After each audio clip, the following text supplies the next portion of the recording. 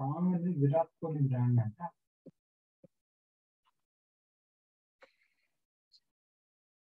ऋतिक रोशन को बैंड, విరాట్ కోహ్లీకి ఒక బ్రాండ్, ఆయన ఎవరయ్యా రౌడీకి ఒక బ్రాండ్. అది ఓకే, ఆయన అంటే okay, I can understand.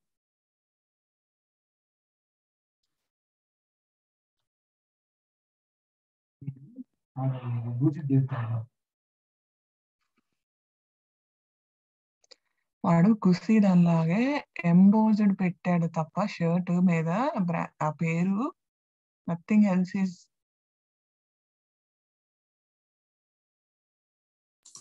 Anusha, you're not in mute. Oh, is it? Yeah. Sorry. Okay. I thought it's on mute. Okay.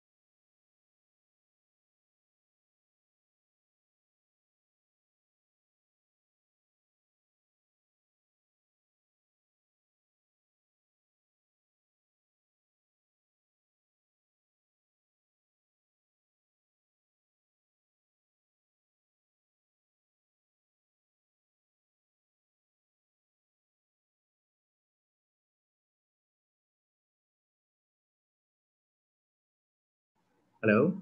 Hi, a very good evening to all of you.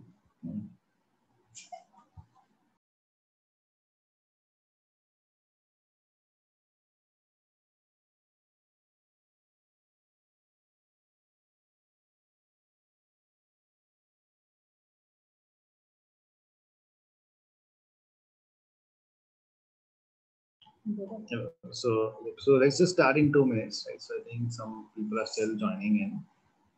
This is just started in a minute or two.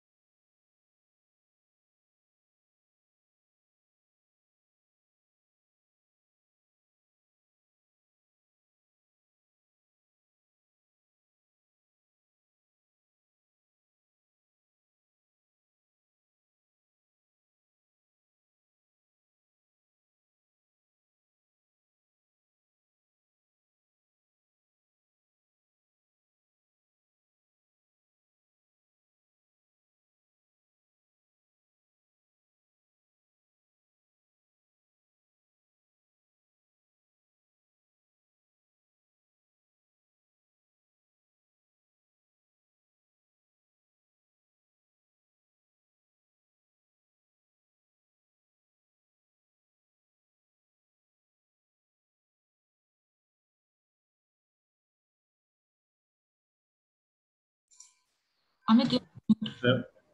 Hello. yeah, we can hear you now. Okay. So let's start now. So yesterday what we were doing was we had started off with the topic on to the part of the if conditions we were discussing yesterday, and we were talking on the part of the loops. I think before even I start that. So Radhika, I think you had that question, right? So shall I discuss that? Sure.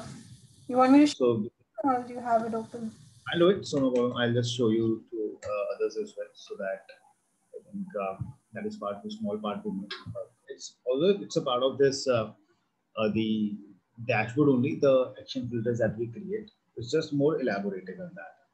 I'll just show you that.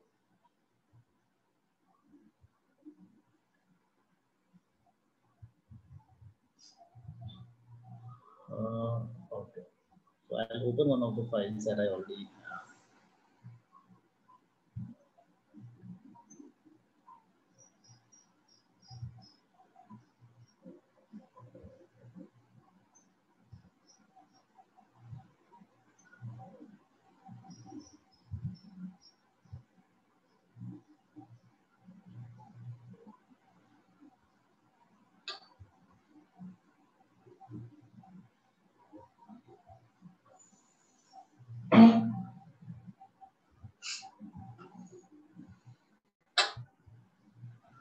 Okay.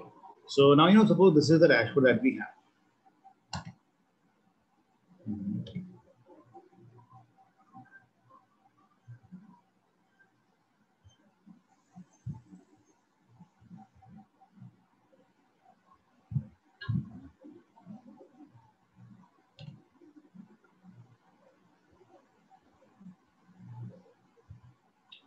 So, yeah. See, so we remember we did the part of this. We did one step this topic that was action filters, right? So in action filter, what happens is like we can make the chart to act and work like a filter. So for example, I'm on this. If I click, I say use as filter. Now if I click on California, the data will be filtered for California in all the charts, right? If I click on Illinois, the data gets filtered for Illinois in all the charts. Okay. Now, see, if you see these are at the top, if you will see, now these are some summary tables, right? Total sales, sales lost. And these are four charts over here. And the top, we have a filter. Now, suppose what I do is, now there's a requirement, right? It's like, what I want is that, if I click over here on California, what should happen is that these charts should change, but these two top charts, these should not change, right? These are the two charts that I do not want, and they should be changed when I make or when I select anything in the filters. Now that could be a very valid requirement, right? Because what I'm wanting is that what I want to achieve is that the filter should work only on selective charts, but not on all the charts, because by default it is working on all the charts right now. Okay, so if you have to control that thing, what I'll do now is you come to the dashboard and click on actions. Okay, so what you will see over here is you will see if there were some action filters already, you will see those action filters over here, right? So like, I just created an action filter, this one that I just created. So you can see it over here. If you want to remove it, you can do that. If I remove this, and there is one more that I can see, let me remove this also.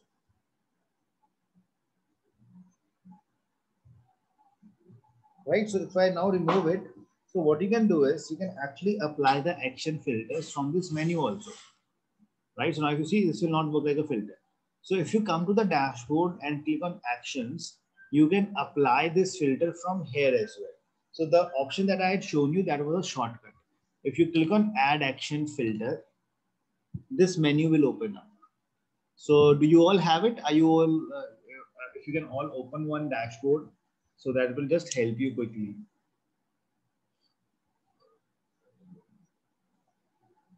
Okay.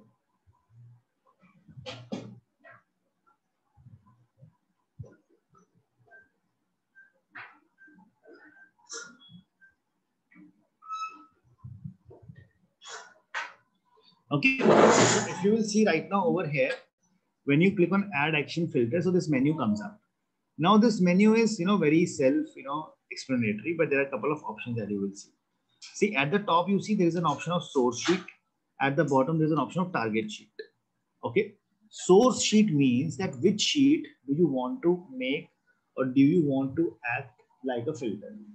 And target sheet is that on which all sheets the filtration will happen. Okay, so if you will notice over here, by default, all the sheets are selected, right? All the sheets are selected. That means if I click on OK right now, every chart will work like a filter. And when you will click on any chart, all the other charts will be filtered. See, like if I do that, I simply click on OK. I click on OK. Now what will happen is every chart is going to act like a filter. See, if I click over here, right? Oops, it's not filtering for a second.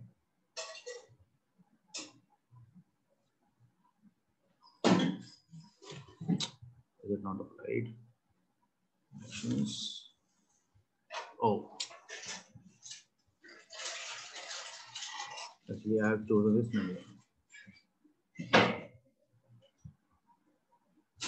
See, now if I click over here, data gets filtered. I click over here, all the charts get filtered.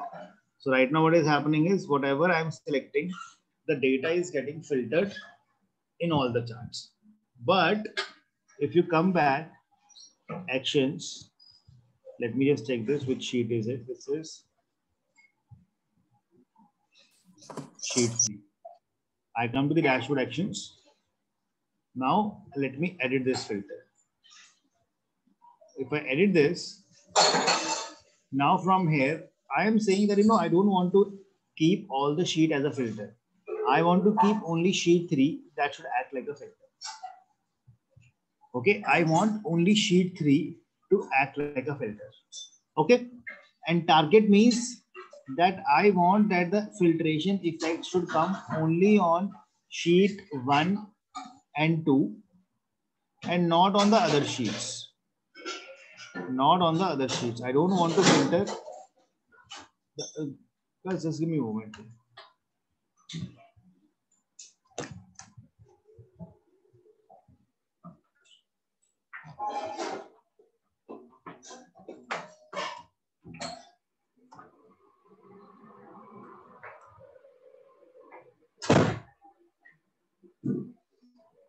Sorry, actually it's the morning time over here. So the maid and all, they come up for the cleaning.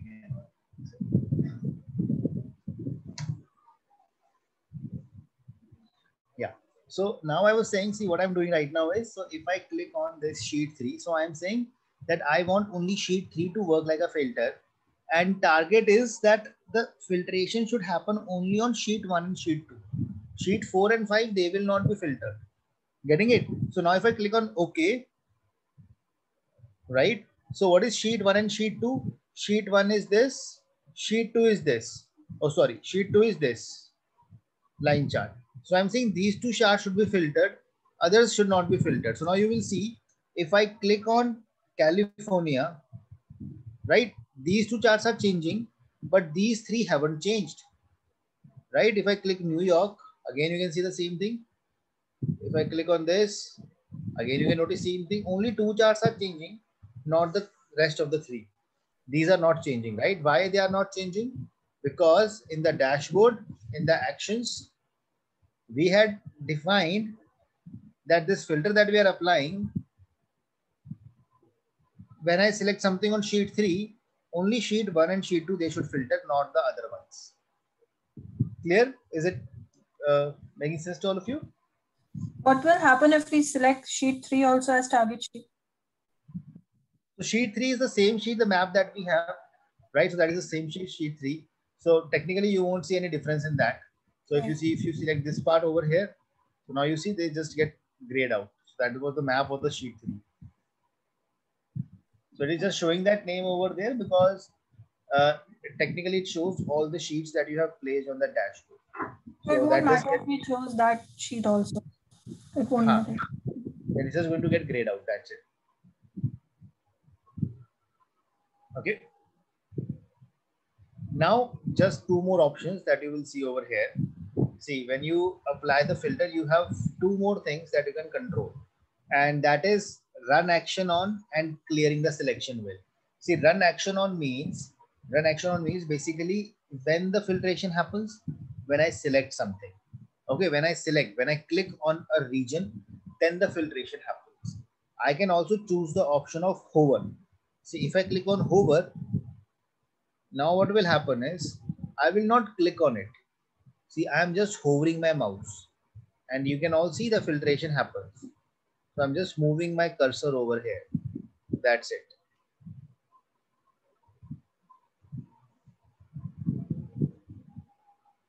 Okay. Same way, if I come over here, actions, there is an option of menu. If I click on menu and I click on OK, see in the menu what happened is it is going to give me an option of menu where I will have to click. Then the filtration will happen. See, like if I click on California, filtration doesn't happen. But over here, you see there is a button that is coming, filter. Now this is a menu. If I click on this, then the filtration will happen. So probably if I click on now New York, I have to again click on this button to filter. Okay. So if I come over here, dashboard. So what I'll do is I can make it a little more interactive. So for example, I can say, let's edit this. Let me name it as click me to filter. Right. So I've given the name as click me to filter. So if you will see now, what will happen is click me to filter. So the filtration will happen.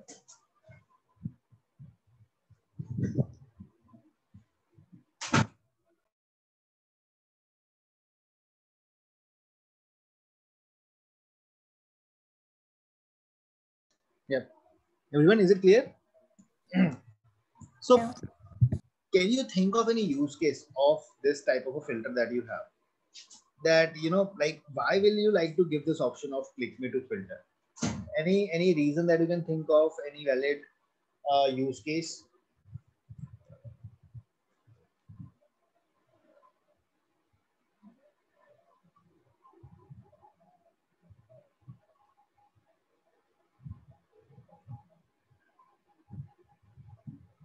See, I'll tell you.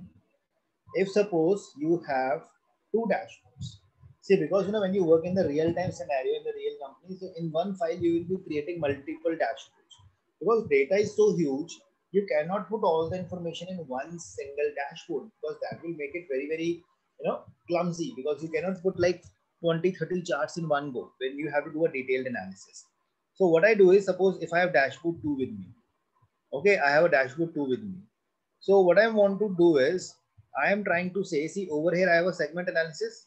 See, although I have the same charts on both the dashboards, I have the same charts. What I will do over here is, so what I'm trying to achieve over here is, so if I select any country over here, I should get an option that if I click on that, it should take me to the dashboard 2 and the data should be filtered according to that. Getting it? So I'll show you something. See, let me add a filter.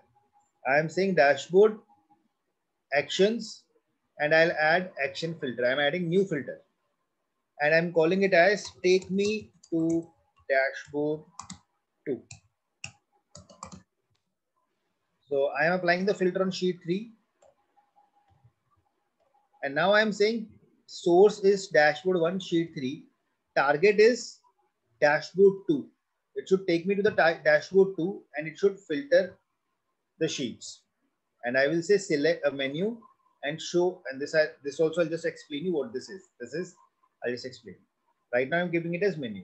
I click on OK and OK. See, now see the magic. If I click on this, I am getting two buttons. If I will click on this first button, it is going to filter the data on this page, right? Like if I do it, it will filter the data on this page. Done. Now, if I click again, if I click on take me to the dashboard 2, if I click on this, it brings me to this page and you will notice the data is, the data is filtered for that particular state that I had selected. Okay, and over here in this chart, we have the cities. This chart is not at a state level. No, this is at a state level only. So this is at a state. So what I did was I selected California. And now if I click on New York, take me to the dashboard 2. So you see that the dashboard changes to. Yeah, the values have changed on the segment analysis. Sorry? Values have changed in the second chart, but above chart it's not grayed out just for you. This should also get filtered. This is 1 second.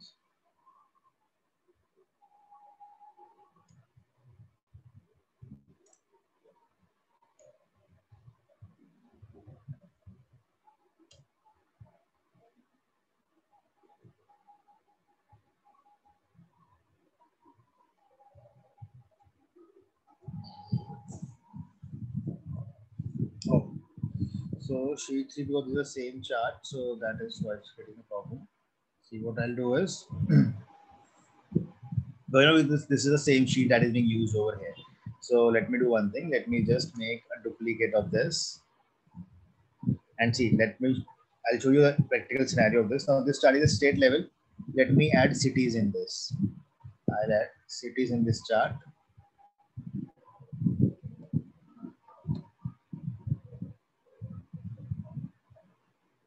Okay. And now what I'll do is on my dashboard 2,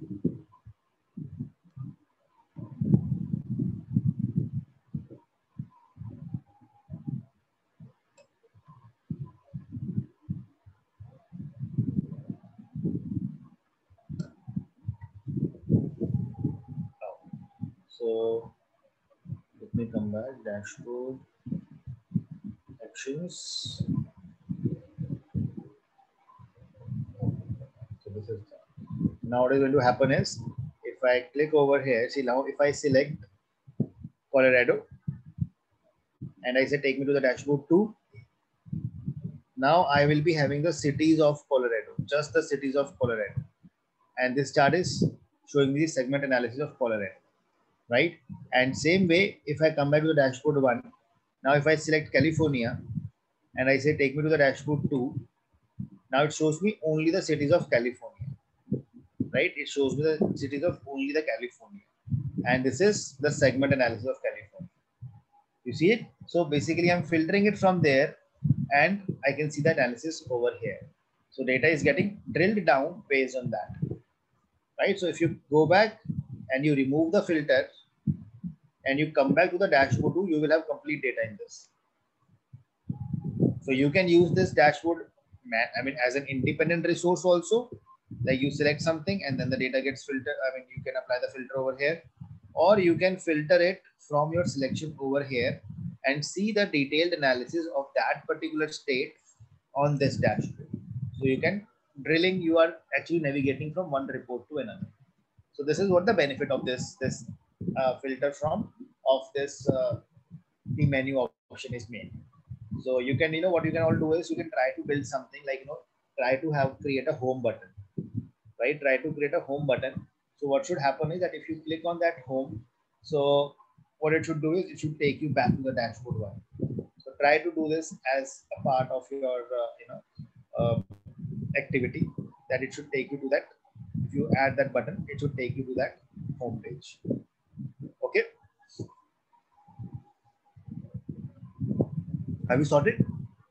So if I show you dashboard and actions again, there is one last option that I wanted to show you.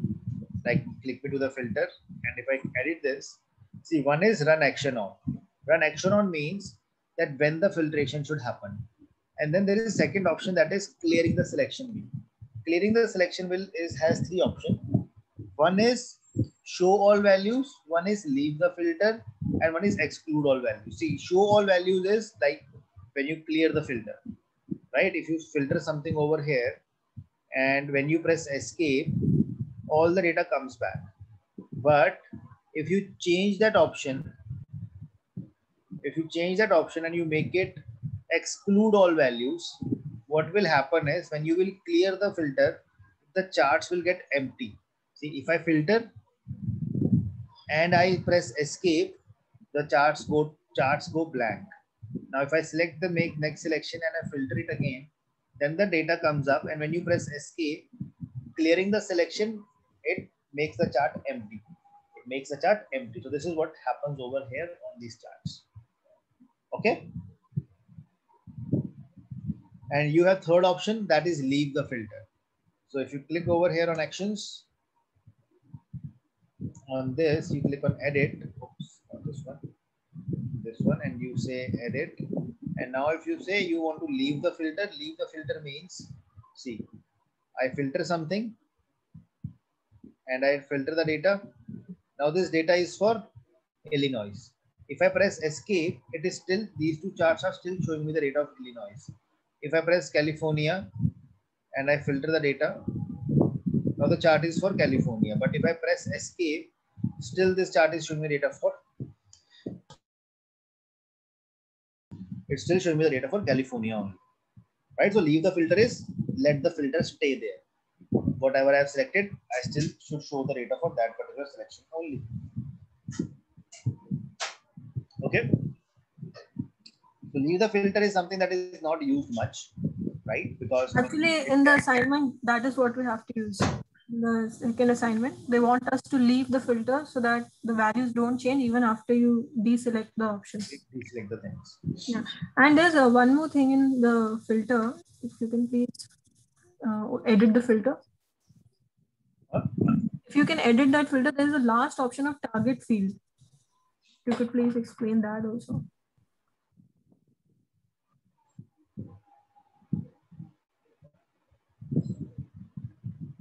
Yeah.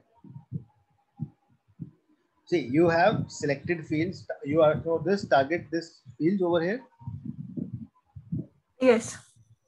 See, this is basically when you want to just, like if I tell you, like for example, if you say just add filter over here, and you want to select a particular field on which the filtration should happen. You want just a particular value should be filtered, not all the things.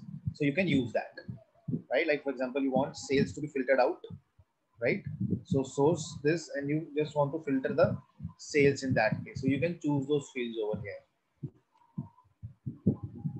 Right, so you just want that the say, suppose on the chart you are using sales also, and you are using profit also, and some other field, and you want only the sales should get filtered but not the profit. So you can add those fields in this case, right?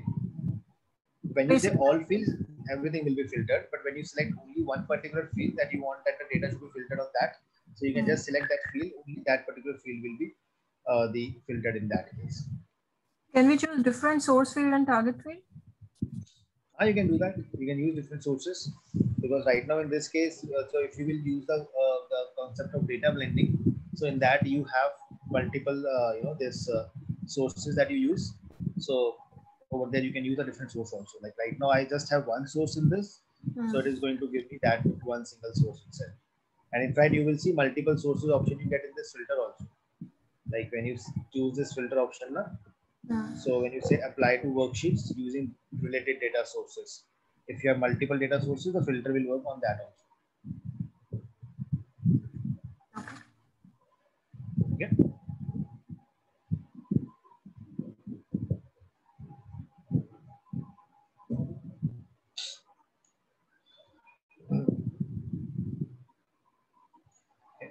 Now you can try it. So if you still get any problems, so Radhika, you can let me know. We can discuss on that. Thank you. Amit, I have a question in laptop case study. So shall I discuss today or tomorrow? Sorry? I have a question on laptop case study tablet. So shall we discuss today or later, Amit? So we can do it tomorrow. I mean, you want to do it today or tomorrow? Anything is fine. Okay.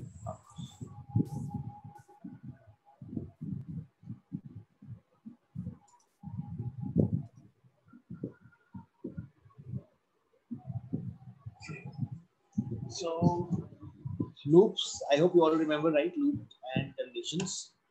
So shall we do one or two questions on that, on the looping again before we start off?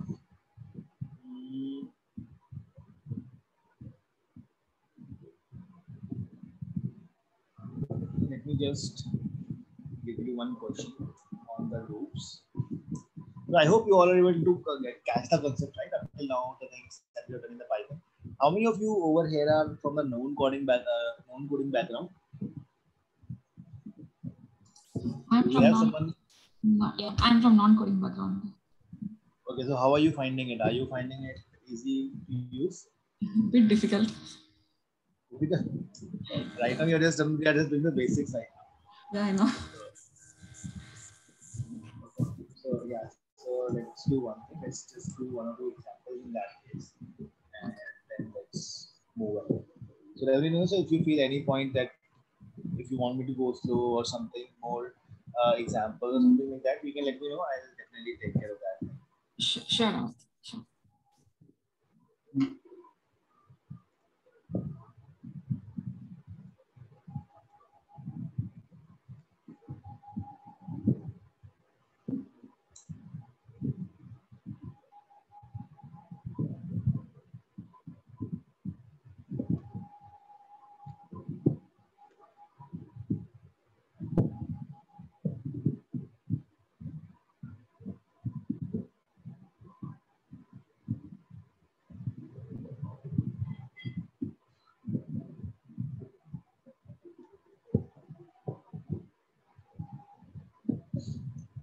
Okay, so what we'll do is let's create a dictionary today, right? So like yesterday, what we were doing was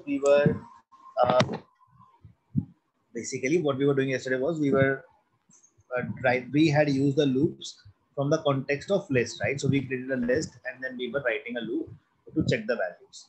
Now what we will do over here is we will do one example from the perspective of dictionary now. Okay, so dictionary, I hope you know, all of you remember. So for example, I have a dictionary that I'm creating. So let's call it as score. Okay, score is the name of my variable. And how do we create a dictionary? What do we have in a dictionary? Curly brackets.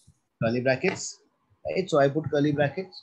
Suppose I have a student, James, and I am saying the James, he had a score of 70. Okay. And then there is a student by the name of Sam, and he had a score of 80. Then there is a student by the name of, suppose, Harry, right? He had a score of 90. So this is a dictionary that I have created. So what is this part called and what is this part called? If you can tell me. Key and values. Key and values. Okay. Suppose if I want to see all the keys. So how can I do that?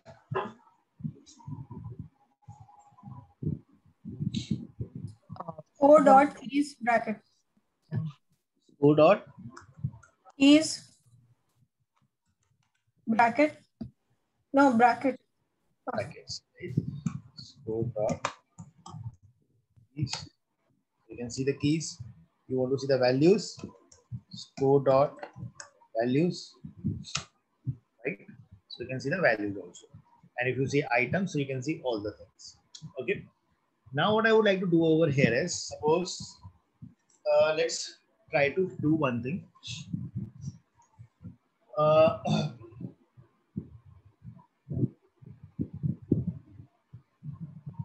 Yeah.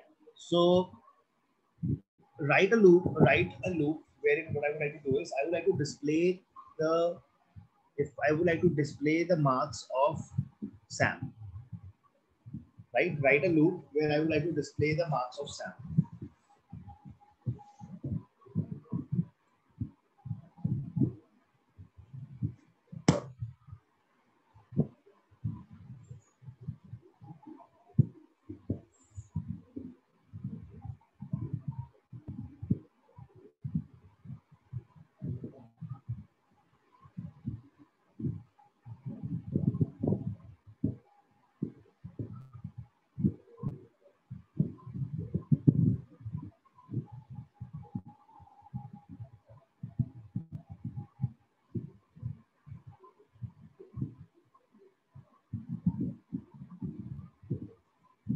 So what we are saying is you have to print so student. You can create a variable by the name of student name equal to Sam. So we have to print the marks of Sam now.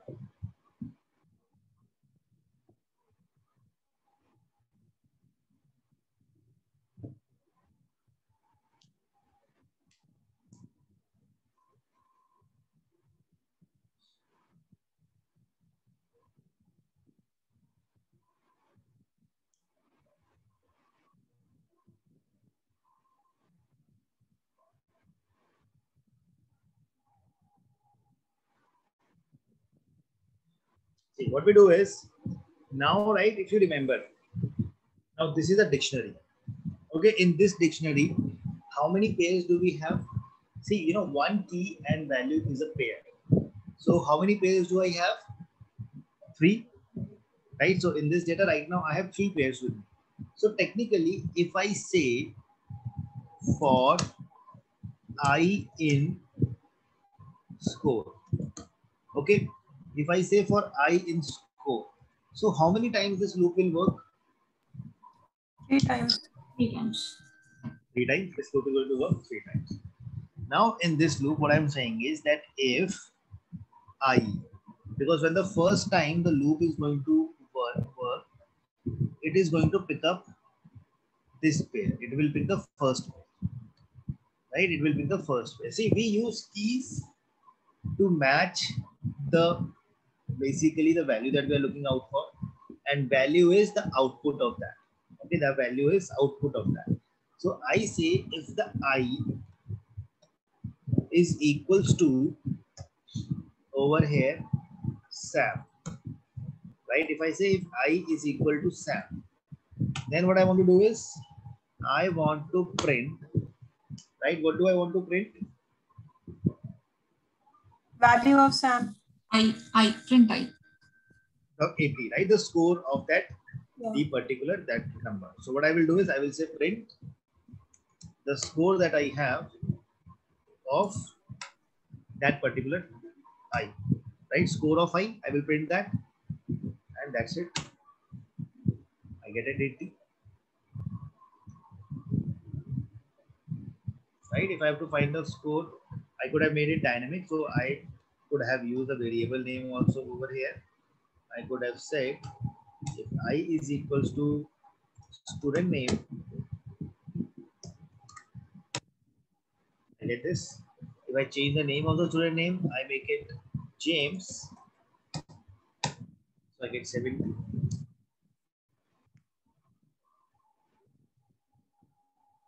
Okay.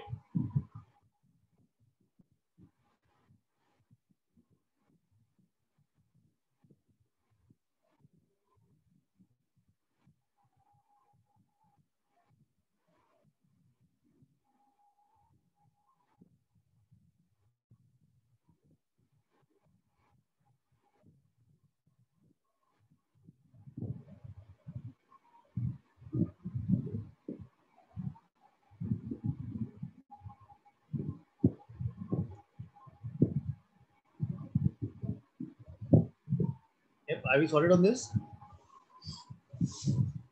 So if we just use print score I without the for loop, what will be the output? Okay, you're saying score I. So technically Yeah. score is so the student name, right? You'll have to give the student name over it. So you will say for Sam. It will give you that only the marks of that 80. So when you say, you know, when you give that key, see, it's like, you know, this, what is happening over here is if you have score, this is a dictionary that we have. Okay. Now, if you say in the score in the dictionary, suppose if I put index number, if I put index number as 2, right? Oops. So it's basically, you know, it's not going to take the index because in the dictionary, technically, we don't have the indexing part of the thing. Because instead of indexing, what we do is we use that key number, right? We use the key number, the key that we have. So that is why when I say score of James,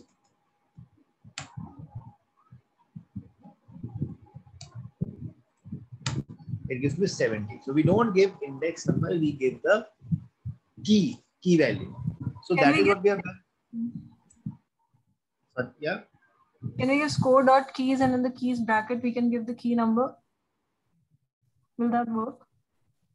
You're saying score dot Keys bracket bracket 2. Inside the bracket 2. this one. So key is a function. It doesn't take any input, right? Okay. Key takes no arguments. So it is not going to take any input inside it. Okay, so if you do this, it gives you all these keys over here. See, but what you can do is, like if you write this over here, score dot keys, So it doesn't take this also. So this, because this is a universal function, this is going to give you that other values.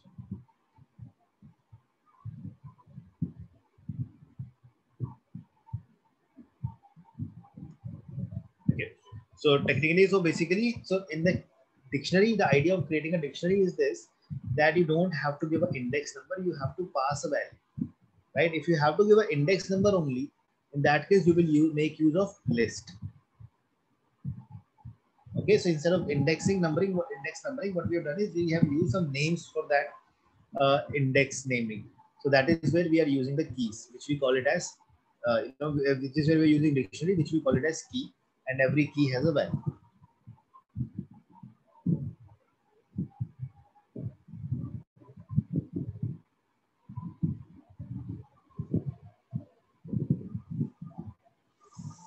But if there are a lot of keys and values in a dictionary, and it's not possible to remember all the key names or key, whatever that key is. So there has to be a way to just print out the key as well as its value. No, so just see from here, basically, if you have 30 values, right? You have 30 values with you. Like suppose if I say equals to rand between 10 to 100. Okay, now these are some scores. So these were some scores over here. So one way was I saved them as 1, 2, 3, which was in the form of list. Okay, one way was this. Another way was I gave them a name, that this is a Sam, this is the name of Harry, this is the name of Tom, this is the name of Susan. So I gave the names over here. Instead of giving them a normal indexing number, so I have given them the names. So now when I give them a name, so what now happened for me is now I can actually make out that, okay, which student's information do I want to see? So whether I want to see the data of Tom, Harry, or Susan. So I can select that thing, and based on that, I can fetch the data from here. So instead of giving a number, now I'm passing the name of that. So that is where I have created a dictionary over here. Getting it? Yes, but okay. So there is no way to grab a key value from an index point of view. You have to know the key, whatever the key is, to get to. You need to know the key. Yes, you need the key. Then only you can track the values. Correct. Like in the list, you should need to know the number. Like if you want to print this 50, you should know that what index number it is coming. So in the case of dictionary, you should know what is the name of the key. Okay.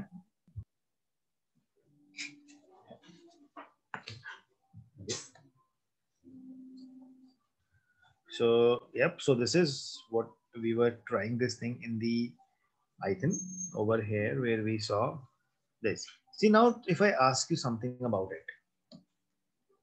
Over here in this code that we have written, now if suppose I give the student name as something which is not present in this. So what I want to do is I want to modify the above code. Modify the above code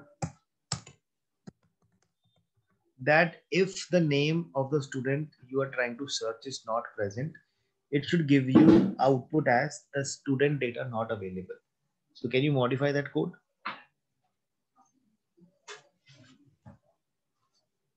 Sora.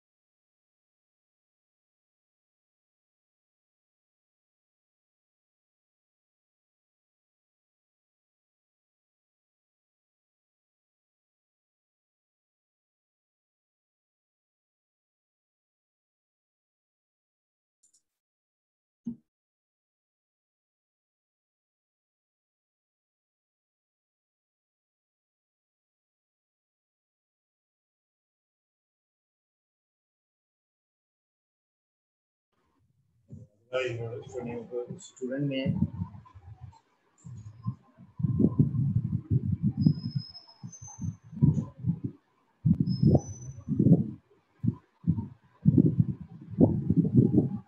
You gotta use this straight away else also, right?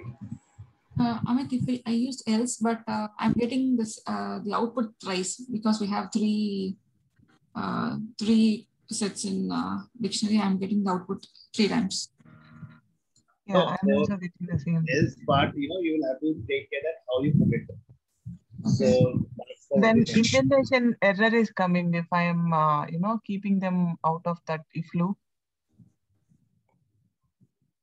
Out of that, okay, see, what we do is, I'll write it. So I'll just copy this code from here.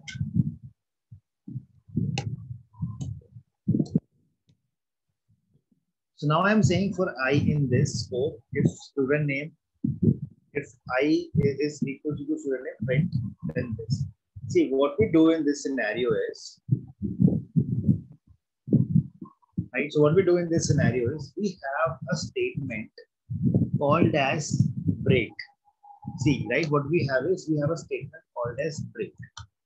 Now what I do over here is the moment I find that name, right? It will search in this statement. The moment it finds that student over here, see, if I don't give the break statement, right? If I don't give the break statement, you know what happens. Now, if this is the code that I have written, okay. In this scenario, if I execute this code, I had the SAM coming only as once, right? Let me do one thing. Let me just modify this over here. This dictionary that I have created.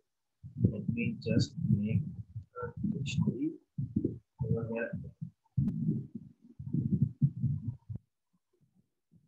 Please copy this.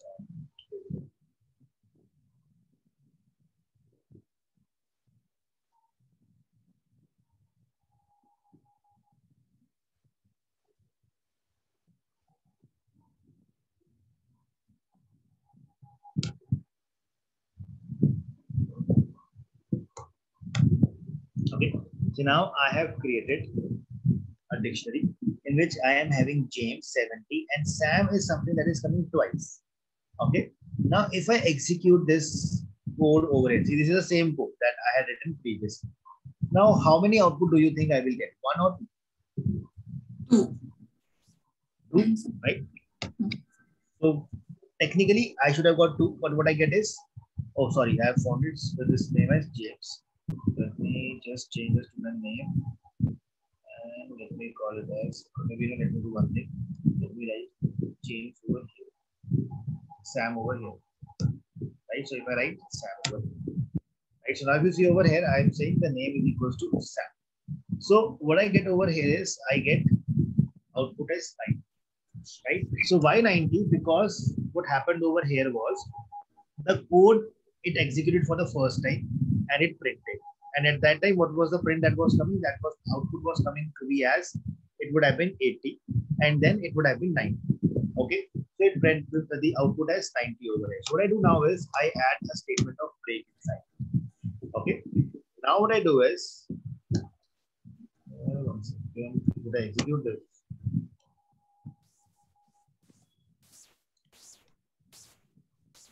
Now what I do over here is taking it.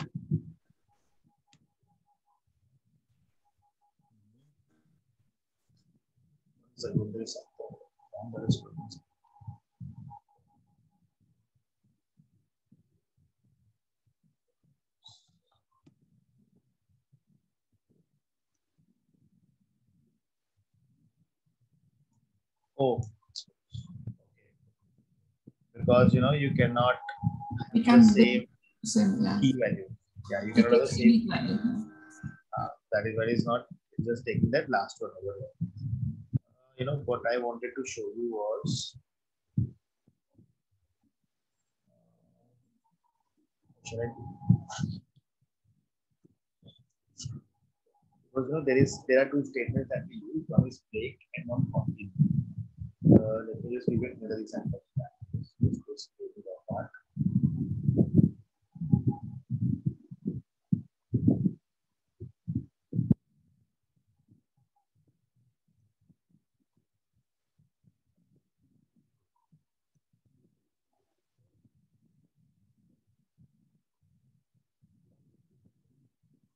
let's do one thing. Let's just, I will actually, I'll give you the, I can, explain you over here only. See, what we do is, suppose this is the dictionary that I have. Okay. Now let me just check this out once. See, I have 3 names with me: James, Sam, and Sam. See, what happens is basically when you write this code over here, when we are writing this portion of the code, so what will happen is this loop is going to work the number of values that I have in that dictionary. Okay, right? Like example, in this case, in this dictionary, what do I have is, I have 3 pairs. So this loop is going to run 3 times. Okay. Now, what happens over here is, now in this case, the Sam was available in the second iteration. Okay, the Sam was available in the second iteration. So what I do is, I am saying break. Okay, if the condition comes out to be true, the moment my loop is able to find Sam, so what should happen in that case is, my loop should break. My code should break, right? That means the loop should not go further because it has found its value that it had to give me. Okay. Now, when it gives me that output, what we do in then is, we write just the else part. Else over here, that is print no entry for the name. Okay, you see now, this is where I'm just telling you about the indentation part. So what you see over here is, first we have the for loop. What we are doing is, in the for loop, inside that for loop, there is an if condition. And for that if condition, there is an indentation. Now, when the for loop will completely run, and suppose it doesn't find that name, so that means the code wouldn't have broken up, right? The code wouldn't have broken up. So if the code doesn't break, that is where I have written the else part.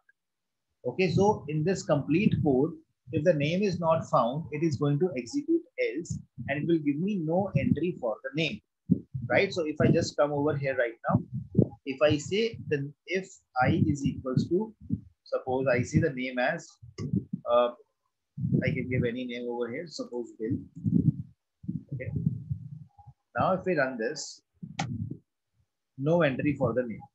Because what I've done is, I am saying, if it finds the name, break the code. The moment it finds that name, the code will break. If the code doesn't break, it is going to go over here as well. And that means if it is coming over here, that means the name was not present. Is making sense? What I'm trying to tell you over here? But Amit, generally in indentation, the else part is used below if. It should align with the if, right? It should align with the if, but what will happen is, if you will align it with the if, it will every time keep on printing that part, right? Because it will check the condition first, and if the name doesn't find the name, it goes to the else part, right? It prints no entry for the name. So if you write it over here, you will get that thing coming 3 times. No entry for the name. Why so? Because when it runs for the first time, it checks the condition, right? So in that case, it doesn't find that name. So it comes over here and it says no entry for this name. Then it will go to the second pair. And over there also the name was not same. So it gives you the same part again. So that is why I do not want to repeat it. That is why I have moved it out of the indentation, where I am saying that this should now run after this part and as a part of next. And if the name would have been available, the code would have stopped there itself. The break means it stops the code. Right away, the code will stop there and then. Can't we directly use the print command without using else, because it's not anyway falling under if, right? After break, directly can we use the print command? Sorry, after break, can't we use the print command directly without using else? See, after break, you are saying after break. Now you can use it over here also, right? If you say just write like this also. So you make sure that we write it like this. So you can use this way also. So that will also give you the same output. So like for Yeah, example, if you because now I am getting confused because normally else will come under if only, right? So if we are going back, then that means there is no need to write else, right? so else will work without itself also. Without if also the else works. So it's like the condition that you are giving. So if and else works without if also. Okay. So what we are doing over here was like in the if condition, we were checking the conditions, but else part was something that was executed after the complete for loop was getting executed, then the else part was done. Okay. So you could have written just this part also. That just print the no entry for this. So it's like first this gets executed and then this gets executed. Okay. Thank you.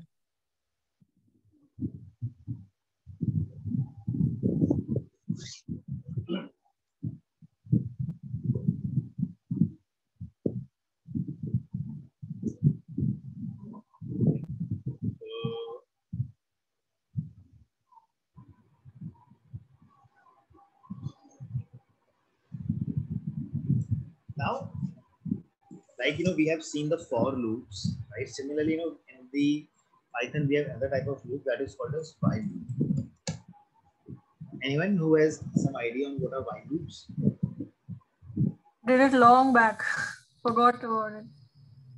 Okay. So see what happens is like in the for loop. In the for loop, what happens is we define the number of times the loop has to run. Okay, like for example, in the while loop, in the for loop, you were saying for I in the list. If in the list there are 5 values, the loop will run 5 times. If in the list there are 20 values, the loop will run 20 times. While loop, what happens is the loop runs till the time condition is true. Okay, it will keep on executing that loop till the time the condition is true. Okay, so while loop is more like a condition based. So that is what the difference between a while loop and a for loop is. So for example, if I say I have a variable x and the value in the x is 1. Okay, now I write a loop over here. I say while x is less than 20. Okay, if the value of x is less than 20, what I want to do is I want to print hello. Okay, now if you see what was the value of x, the value of x was 1. Now what is my condition? My condition is while x is less than 20. If the value of x is less than 20, then run my loop. Then the loop will run. Okay, now this loop will keep on running till the time the value of x is less than 20. The moment the value of x becomes more than 20, the loop will stop. Is the definition clear to everyone?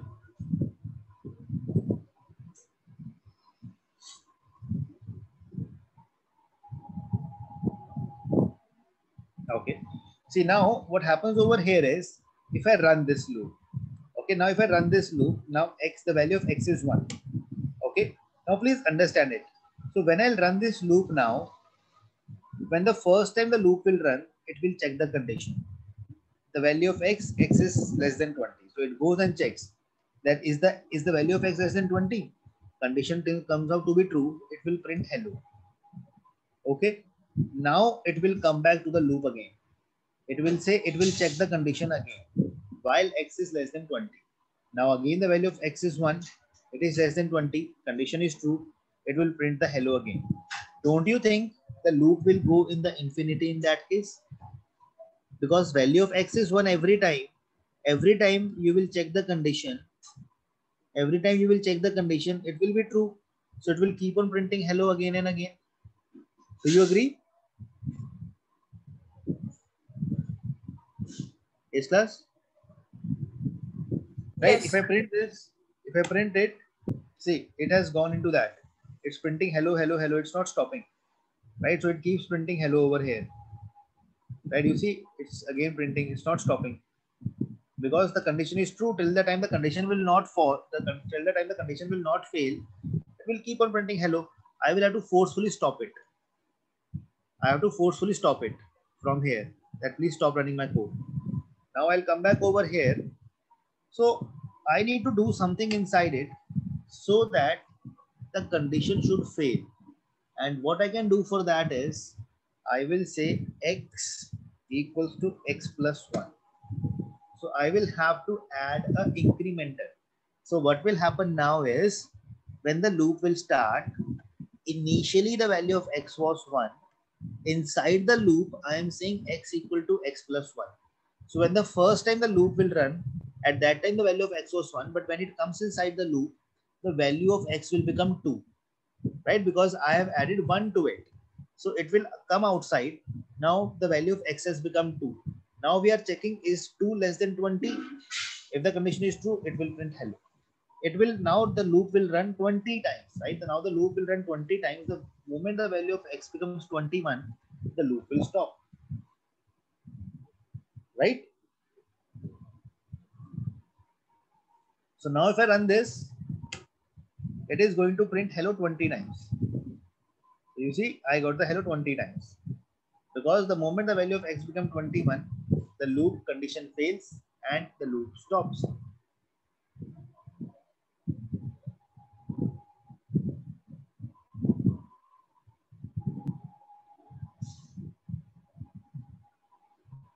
Yes, class. Please try this once.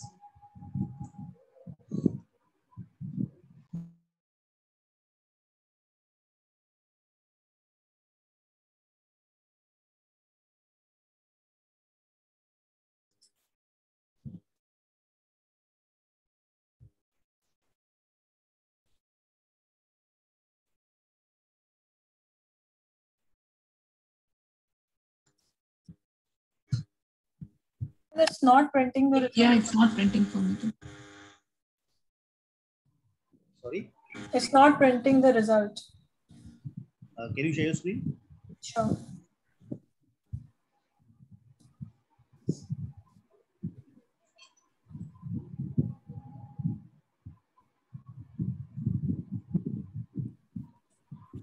So if I'm just shift enter, it gives me to this, and there's a star in the end instead of a number.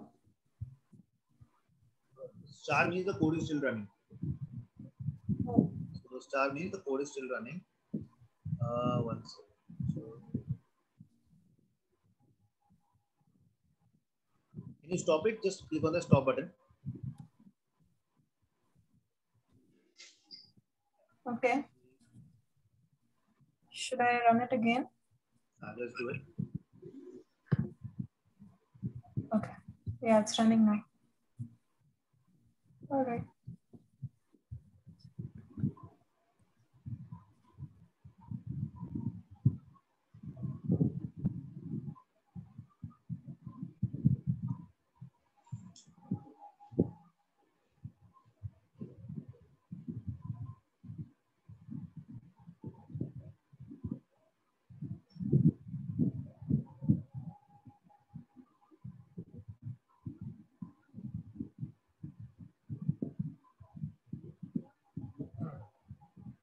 Are you able to try it?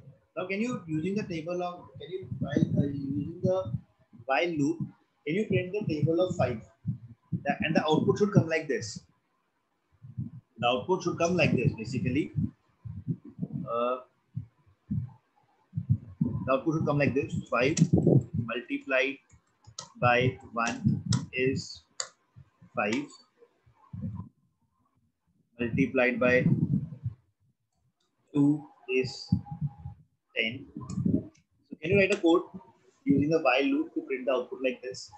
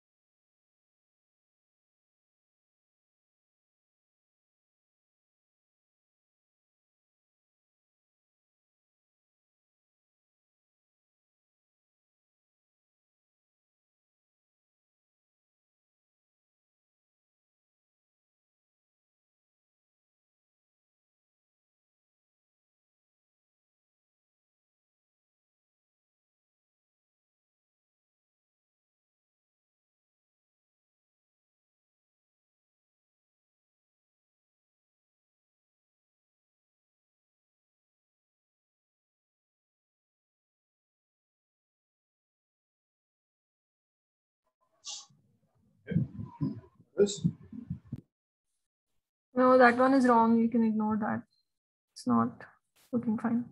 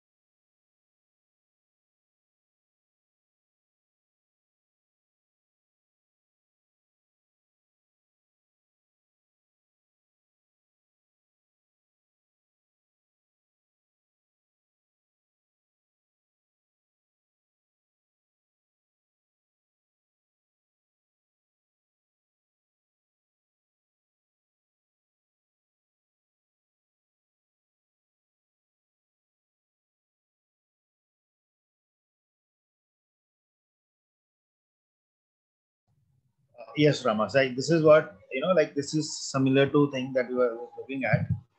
See, what we do is, if I have to write that code,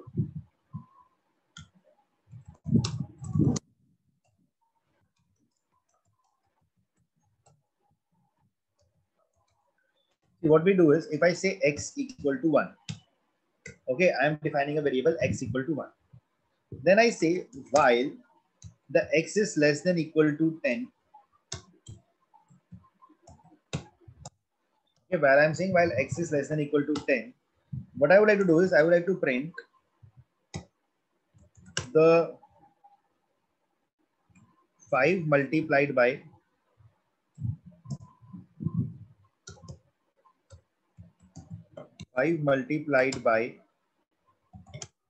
what shall I multiply by x, because when the first time I will run it, the value of x will be 1.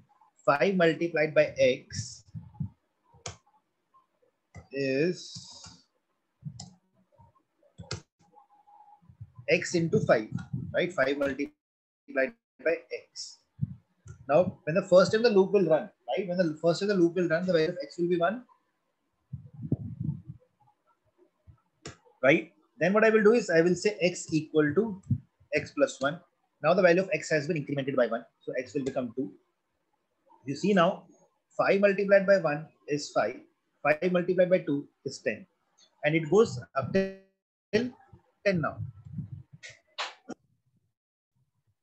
So we get the output.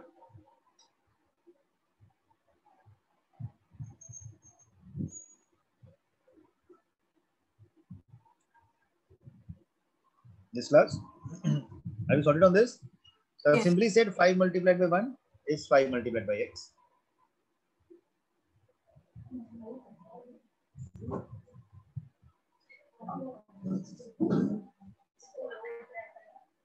Okay. Now, similar way you can also calculate the factorial also of a number, right? Factorial of a number, if you have to calculate, you can do that also from this. So this is how basically, the while loop works. So the difference between for and while is that while is something in which you give the condition and it is going to execute till the time the condition is true. And in the for loop, you define the number of times that the loop has to run.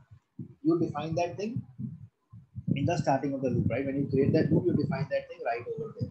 So that is the difference between the while and the for loop. So depending upon what your requirement is, you can choose that which loop you should be running, and according to that, you can get your output in that case.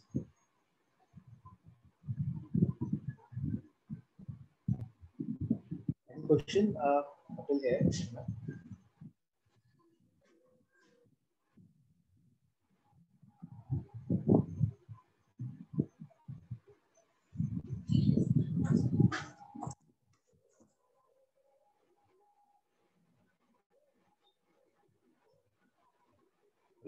So I think, we can take a pause over here for today. So loop, we do it up till right. So the loops we have done. So tomorrow, what we will be doing is, so not tomorrow basically, so we'll have class on Monday. So from there on, what we will be doing is we will be starting with some, how we can import the data in the Python, right? How we can load the data from the Excel file, CSV file, and then what we will do is we will see on how do we create some data, how do we do some data manipulation in the Python itself, right? Some addition of the numbers, the deletion, some joins and all, and then we will see how we can create some charts also, right? So those are the things that we are going to explore. So this is like, the basics, like how we start off with the loops and the conditions and the data structures. Okay.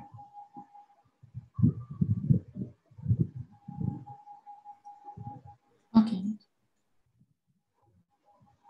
Sure. Okay. So let's connect on. I have one question. Regarding the Tableau, you shared a document, right? So I couldn't get the data, so it asked me to install sorry, 1 second. So yeah, your voice breaking a little bit. Okay. So you shared the Tableau cookbook, right, Amit? Okay. So it says there is some data in PackT. So but I couldn't get the data to work on it. So you said there is a data on the PackT link. So there is you'll have to create an account. So there is an account that would have been given. I created it, but it's asking for the code or book name, what we need to download. Let me check. Let me share those data sets. So let me download them. I'll share them with you. Okay. Thanks. And I hope you all are practicing on the SQL also. So don't miss on that part, because otherwise, you might miss the SQL. If you want some more practice assignments on the SQL, please, I'll do that today. SQL case studies, if you want, I can upload some more. I have a couple of them. Yeah. Hi, Amit. This last one, the multiplication, it is not working for me. Can you check it once? Which one? This last one, the 5 multiplication table. Oh, okay. Can you share your screen? Yeah.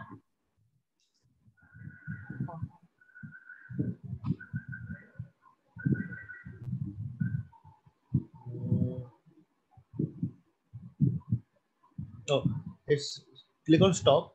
It has gone into some infinite loop. Just click on the stop. Yeah. So m equal to 1, and you are saying while m is less than equal to 1. Yeah, now run it. Okay. I stopped it previously. I thought it stopped. If you ever see this star button coming up, so sometimes it happens that the code might be, you have not selected something completely. So star means the code is still running. So if that happens, just click on stop and rerun it. Where is that star comes? You see this written 3 in 3 line, the line number 3. The left side, blue color, in 3 is coming. 3 is written. This one. So this 3 is written over here. You will start getting a star. You start getting a star over here. Okay. Asterisk sign. Okay. Thank you.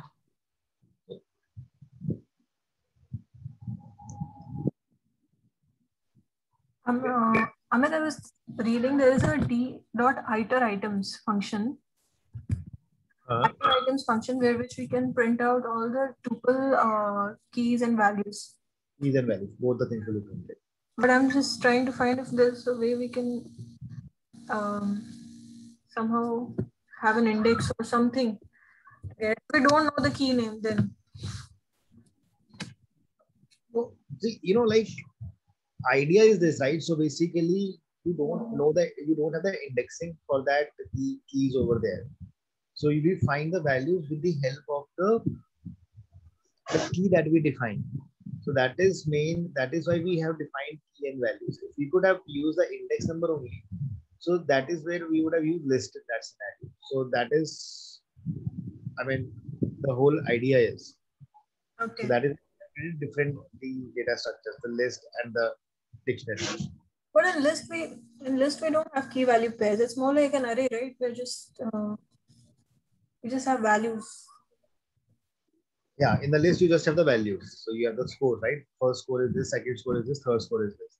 But you wanted to give some value. See, because right now what will happen is you will actually see that in the dictionary, what we were doing was we still had just only key and value, but we will be now seeing how we load the data from Excel and all, where we will be working with the data sets.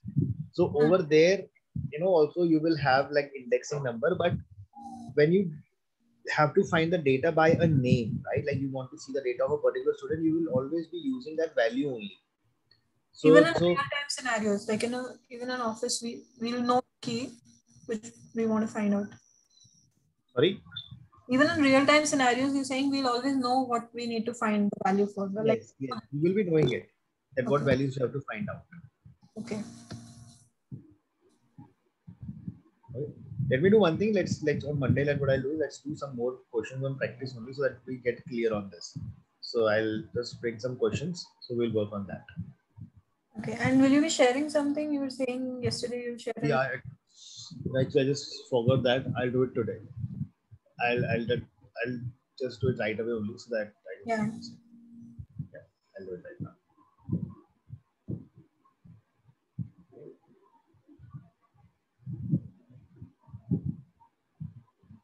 Okay, thank you.